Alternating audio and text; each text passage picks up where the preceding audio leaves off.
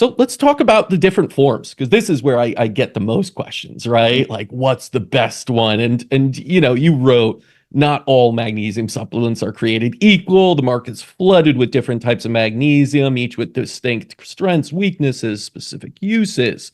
So let's get into them a little bit. I'm just going to go through the list, and maybe you could just tell me, all right, here's what they do. Yeah. Magnesium hydroxide. Yep. Magnesium hydroxide. Kind of, we like to use that as, an antacid too. So it helps with magnesium status, but it also can be used as an antacid. It doesn't have a lot of clinical studies to it, but it's a decent magnesium form. Okay. Now, magnesium chloride, that's like things you find in seawater, right? From the Dead Sea and everything. How does that work? Yep. Yep. So magnesium chloride is going to help with stomach acid production. We need the chloride to actually secrete hydrochloric acid.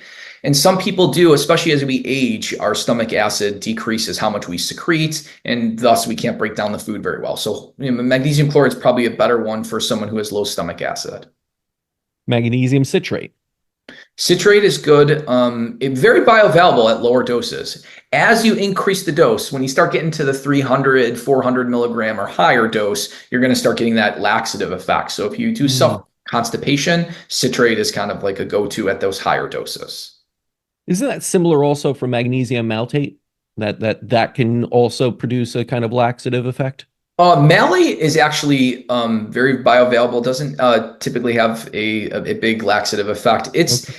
it's what's interesting about malate is it's the most bioavailable magnesium when we look at the animal studies into the muscle, into the skeletal muscle. So good for things like, muscular pains. And what's interesting about malate is that the brain bioavailable magnesiums, which there's two of them, the magnesium threonate, L-threonate, Hmm. and acetyl-taurinate. Those are the only two that really have good brain bioavailabilities. They seem to deplete, though, even though they boost the brain, they deplete the muscle magnesium a little bit because they start kind of pulling the magnesium away from the muscle and into the brain. So taking malate with a cognitive one like threonate or acetyl-taurinate is probably a good idea. Yeah, I know that it's in a number of supplements as like an additional one, usually like a malate version. Another one you see is a glycinate. What would that be more used for? Yeah, a lot of people like the either the bisglycinate or glycinate for sleep and calming effect because there is some glycine in there. It's not a whole lot. You might get somewhere between 300 and 600 milligrams of glycine, but for some people that's enough to have that calming effect. So typically that is the one that's used for sleep. Now, magnesium taurate. Yep, taurate. I had mentioned magnesium acetyl taurate or acetyl taurinate. They're used interchangeably. It's the acetylation of the taurate that allows it to be bioavailable in the brain. When you don't acetylate it and it's just magnesium taurate, then that one is good for the heart, blood Mhm. pressure, etc. What about orotate? Orotate's really interesting. It has a very, very low elemental magnesium content, but you're getting this benefit of orotic acid, Mm. which it acts as a basically long sustained version of beta alanine, because how the liver converts orotate. It's basically a way to avoid the pins and needles of taking beta alanine to improve athletic performance. You can take magnesium orotate. Very good for athletic performance. High doses have been used in heart failure patients, showing improvements in overall survival.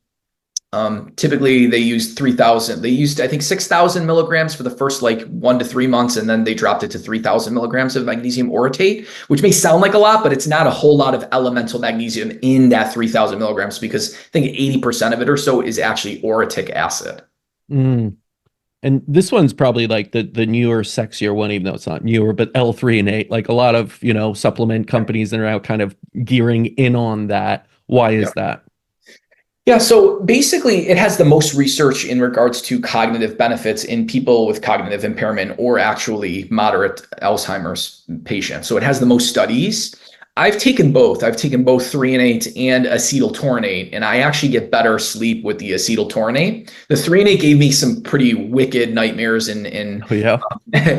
so I remember waking up one night kind of like screaming, because it like you feel like it's real. So you kind of got to test these things out and kind of see how they affect you. Yeah, it's interesting. I remember being sent a a supplement from a company that was a GABA, like it was topical, and just put a bunch like on, and just had like the worst dream, like nightmares, right? And just was like, nope. Like, and they tell you like you will dream vividly, and it's like somehow it just took me to the nightmare stuff where I'm just waking up like not doing that again, not knocking GABA or this company at all. It's just you got to test these products on yourself, like, right? They're all going to interact differently with different people. There is no one size fits all. This is the best for that, correct? Exactly. Yep.